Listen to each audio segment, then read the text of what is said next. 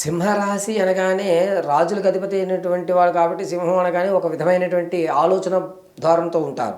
కానీ 2026లో వీరి యొక్క జాతకానికి విపుత్రంగా ఇబ్బందులు కలుగుతున్నాయి. కాన్ఫిడెన్స్ లెవెల్స్ అనేటువంటి కొంచెం తగ్గి జనాల కోసం మాత్రమే వీళ్ళు ప్లాస్టిక్ నవ్వుల్ని పెదాలకు తగిలించుకొని జనాల్లో తిరిగేటువంటి అవకాశం ఎక్కువగా లభిస్తుంది. సింహరాశి వారికి ఫిబ్రవరి నుంచి మే వరకు కూడా గడ్డు కాలంగానే చెప్పచ్చు. ఆర్థికంగా నలిగిపోతారు.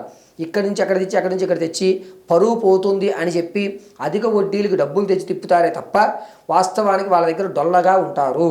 ఈ 5 నెలలు ఇదే. తర్వాత సింహరాశిలో వారికి రాజకీయ నాయకులు కూడా ఈ 5 నెలలు గడ్డుకాలమే అండి. తదుపరి వచ్చేటువంటి దాంట్లో నిలబడేటువంటి అవకాశం ఏర్పడుతోంది. ఈ సింహరాశిలో ఉన్నటువంటి వారు విద్యార్థులు ఎవరైతే ఉన్నారో వీరు చదువుతో పాటు ఇతరతర రంగాల్లో కూడా వారి యొక్క పేరు ప్రఖ్యాతులు అనేటువంటి సాధిస్తూ ఉంటారు. ఇక భార్యాభర్తల మధ్య గొడవ ఏదైతే జరుగుతుందో సింహరాశి వారు 2025 కంటే 2026లో ఆడవారికి అధికమైనటువంటి అవకాశాలు లభిస్తున్నాయి. మగవారి కంటే సింహరాశిలో వారికి 2026లో ప్రతి విషయంలోనూ పట్టింది బంగారం అవుతుంది ఆడవారికి. మగవారి విషయంలో వచ్చేసరికి ప్రారంభం ఆనందంగా చేస్తారు, మధ్యలో ఆ పనులు విడిచిపెట్టేస్తూ ఉంటారు. వ్యాపారమైనా సరే అంతే, ఏ పనులన్నా అంతే. సింహరాశి వారు 2026లో వ్యాపారం చేయాలి అనుకుంటే కనుక వీరికి అనుకూలమైన వాతావరణం జనవరి 25వ తారీఖు నుంచి ప్రారంభమయ్యి మార్చి 23వ తారీఖు మధ్యలో వ్యాపారానికి అనుకూలమైనటువంటి వ్యవస్థలు నడుస్తున్నాయి.